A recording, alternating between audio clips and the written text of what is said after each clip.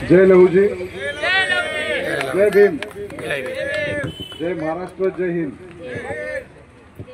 तर आज या ठिकाणी माझी कालच मैत्री झालेली आहे।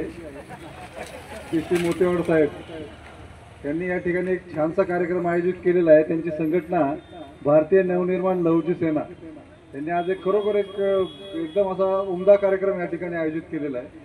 त्या ठिकाणी कार्यक्रमात आऊन मला खरोखर आनंद झाला।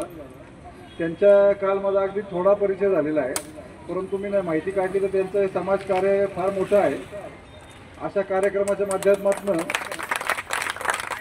लोक एकत्रित येतात आणि महापुरुषांनी फक्त आपल्याला नावं माहिती असतात, परंतु त्यांनी जे काय महान कार्य केलं आणि त्यांनी जे महान कार्य केलं त्यामुळं आपल्यासारखे लोक शिकले, मोठे झाले।